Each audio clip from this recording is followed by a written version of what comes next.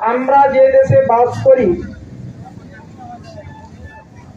সেই দেশ একটা আইনের অনুশাসনে চলে। সেই দেশের একটা সংবিধান আছে। সেই সংবিধানের মূল আদর্শ কি আপনারা অনেকেই জানেন, স্মরণ করিয়ে দিতে চাই। সংবিধানের প্রস্তাবনায় বলা আছে,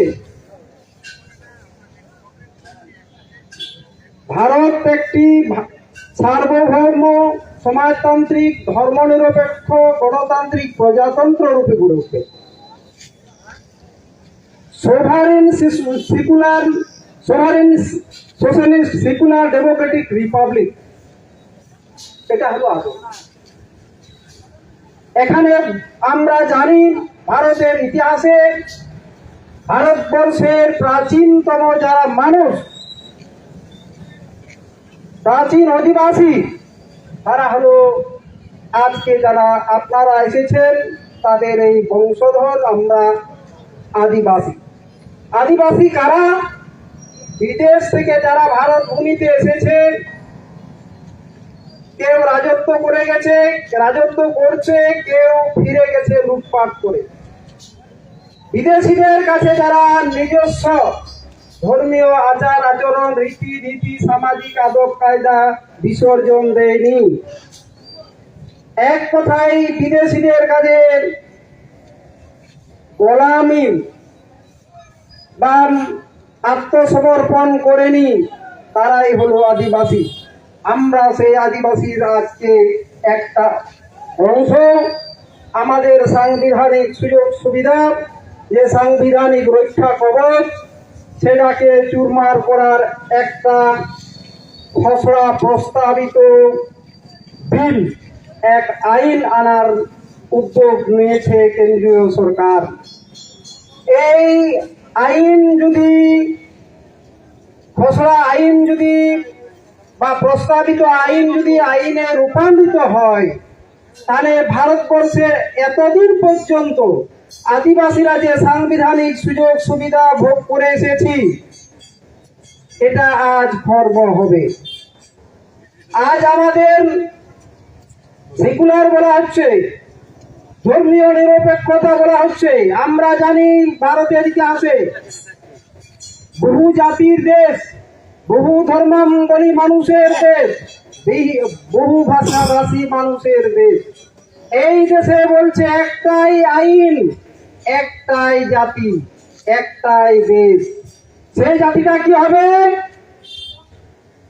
সেই জাতিটা হবে হিন্দু, এবং ভারতবর্ষটা হবে হিন্দু রাষ্ট্র। তার এই প্রাথমিক পর্যায়ের যে ক্রিয়াকর্ম, এই দেশকে হিন্দু রাষ্ট্র বানানোর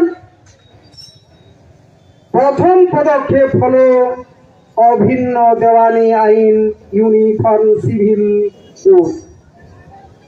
ইউনিফর্ম সিভিল কোড চালু হলে আজ আমার মাঝি বাবা, কাল বা পরশু একটা সামাজিক বিভাজন লগ্ন আছে, এ লগ্নে মাঝি বাবারা বিয়া দান করতে পারবেন না।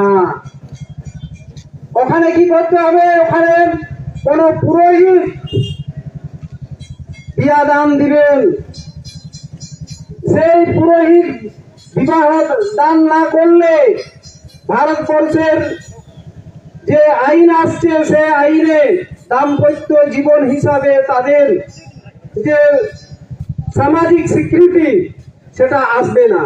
আর সেটা না হলে ভারতবর্ষের সাংবিধানিক সুযোগ সুবিধা থেকে ওই দুটি পরিবার বঞ্চিত হবে। আমার যে নাইকে বাবা আছে, আপনাদের যে পাহান বাবা আছেন, আপনার যে লায়া বাবা আছেন, ইনারা আর পূজা করার অধিকার পাবেন না। একটাই এই দেশে ধর্ম হবে, সেটা হলো হিন্দু ধর্ম। এই ধর্মে ধর্মান্তরিত করার এই প্রাথমিক প্রক্রিয়া হলো অভিন্ন দেওয়ানি আইন। আপনারা জানেন ছোটনাগপুর প্রজাস্বত্ব আইন, এই আইনের বলে আদিবাসীদের জায়গাও আদিবাসীরা নিতে পারে না।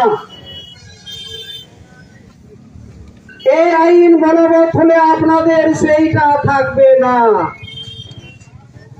আপনাদের জমি জায়গা সহজে কেনা বেচা করা যাবে, প্রয়োজন মতো সরকার গ্রহণ করতে পারবে। আপনারা এও জানেন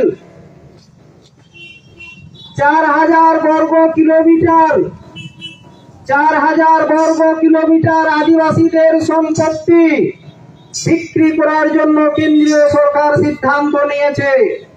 আপনারা এও জানেন 2019 সালে ভারতবর্ষে একটা আইন চালু করার উদ্যোগ নেওয়া হয়েছিল, সেটা সুপ্রিম কোর্ট পর্যন্ত গড়িয়েছে। আমাদের আন্দোলনের দৌলতে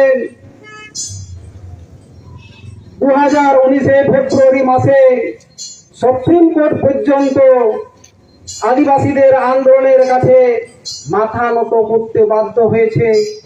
ভারতবর্ষের মানুষ যদি মূল অধিবাসী হয়, তাহলে আদিবাসীরা এই প্রকৃত এই ভারতবর্ষের ভূখণ্ডের মালিক। তাদেরকে বঞ্চিত করা, তাদেরকে উচ্ছেদ করা ভারতবর্ষের কোন বিদেশি মানুষের অধিকার নেই। এই ভারতবর্ষ আপনারা জানেন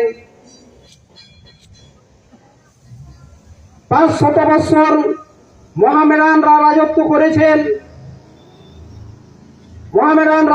করেছেন। প্রায় 200 বছর রাজত্ব করেছেন ইংরেজ শাসক। এনাদের অনেক কিছু আজ আছে।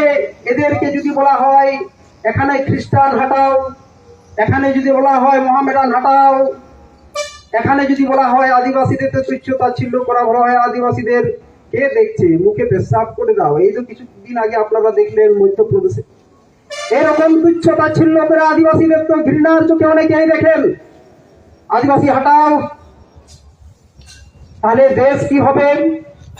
দেশ অর্থাৎ ভারতবর্ষের যে সরকার বর্তমান যিনি কেন্দ্র চালাচ্ছেন, তিনি যে আইন আনছেন, সেই আইন লাগু হলে ভারতবর্ষ তার ঐতিহ্য যে বিবিধের মাঝে বিভিন্ন বৈচিত্র্যের মধ্যে ঐক্যতা, সেই ঐক্যতার বিরোধী একটা আইন। এই আইন যদি লাগু হয়, ভারতবর্ষ আত্মঘাতী মারে, নিজেই ভিতর থেকে অন্তর্ঘাত সৃষ্টি করে ভারতবর্ষ ধ্বংস হওয়ার একটা উপক্রম তৈরি হবে। তাই আমরা 14 তারিখ জুলাই পর্যন্ত 2023 বিভিন্ন নিবেদন প্রথম আমরা এই খাতড়ার বুকে প্রকাশ্য বিরোধিতায় নেমেছি। আজকে যারা এসেছেন আপনাদের অসংখ্য ধন্যবাদ। ভারতবর্ষে হয়তো বিশেষ করে পশ্চিমবাংলায় আমরা যে 10ম পঞ্চায়েত নির্বাচনে মত্ত ছিলাম, সেই নির্বাচন থেকে বেরিয়েই আজকে আমরা তার প্রতিবাদ করছি। বলার সঙ্গে সঙ্গে কোথাও মিটিং নেই, মিছিল নেই, শুধু গুগল মিটে আর একটি লিফলেট দিয়ে সোশ্যাল মিডিয়ায় এত মানুষ সাড়া দেবে ভাবা যায় না। অসংখ্য ধন্যবাদ, সংগ্রামী অভিনন্দন। আপনাদের না জানিয়ে থাকতে পারছি না। আপনারা যে সজাগ আছেন আপনাদের জাতিসত্তা রক্ষার জন্য। আপনারা প্রত্যেকটি গ্রামের ক্লাব থেকে, গাঁওতা থেকে, যে সংগঠন হন, আদিবাসী সংগঠন থেকে আপনারা প্রতিবাদ জানান। সোশ্যাল মিডিয়ায় সঙ্গে সঙ্গে আপনাদের যেভাবে প্রতিবাদের মিডিয়া আছে, সেই মিডিয়ার মাধ্যমে আপনারা প্রতিবাদ লিখুন এবং পাঠান। এটার আমাদের জয় হবে, এটা দৃঢ় বিশ্বাস আছে। যেহেতু বনাধিকার আইন আমরা দেখেছি 2019 ফেব্রুয়ারিতে 10 লক্ষ বনবাসীকে উচ্ছেদ করার একটা রায় দান করার ক্ষেত্র তৈরি হয়ে গেছিল, কিন্তু সেই রান স্থগিত হয়েছে আমাদের আন্দোলনের দলতে। তাই আমাদের দৃঢ় বিশ্বাস আপনারা আমাদের জাতিসত্তাকে রক্ষার জন্য ভিন্নতার মধ্যে বিবিধের মাঝে বিভিন্ন জাতির যে মিলন, ঐক্য, একতার যে প্রতীক ভারতবর্ষ, এই ভারতবর্ষকে রক্ষা করার আপনাদের উদয় আছে। আপনারা এগিয়ে এসেছেন, এজন্য জোহার জানাই। দিকে দিকে এটা প্রথম সূচনা। এটা যদি না হয়, এই আত্মঘাতী ভারতবর্ষের এখানে আমাদেরও জনপ্রতিনিধি আছেন, ঝাড়গ্রামের কুলাল হেমব্রম মহাশয় আছেন, এখানে ডাক্তার ডাক্তার সুভাষ সরকার মহাশয় আছেন বাঁকুড়ার, এবং পুরুলিয়ার জ্যোতির্ময় মাহাতো মহাশয় আছেন। আপনারা জেনে রাখুন, আপনাদের বাড়ি ঘর ঘেরাও হবে এই কালা কানুন যদি আপনারা উত্থাপন করেন লোকসভায়। এই জন্য আপনারা সবাই সজাগ থাকুন, তৈরি থাকুন। ভারতের যে ঐক্যতা, ভারতবর্ষের যে বৈশিষ্ট্য, সেই বৈশিষ্ট্যকে রক্ষা করার দায় আপনার আমার সবার। এবং এই ভারতবর্ষ যে মহামানবের তীর, এই মনুষ্যত্ব বিবেকের এবং বিভিন্নতার মধ্যে একতার যে একটা প্রাচীন ওই স্বকীয়তা ঐতিহ্য ভারতবর্ষের আছে, এই ঐতিহ্য রক্ষার আমরা দীর্ঘদিনের দাবিদার। এই ভারতবর্ষকে রক্ষার জন্য কত আদিবাসী রক্তদান দিয়েছেন, আজও আমরা আদিবাসীরা সজাগ আছি। আপনারা একযোগে বলুন, এই দেশ আমাদের, এই দেশ আমরা ভালোবাসি, এই দেশের জন্য আমরা জীবনের শেষ বিন্দু পর্যন্ত লড়াই করে যাব। ভারতবর্ষের আদিম অধিবাসী, ভারতবর্ষের আদিম আদিবাসী জিতবেন, ভারতবর্ষের আদিম আদিবাসী জিতবেন, ভারতবর্ষের আদিম আদিবাসী জিতবেন।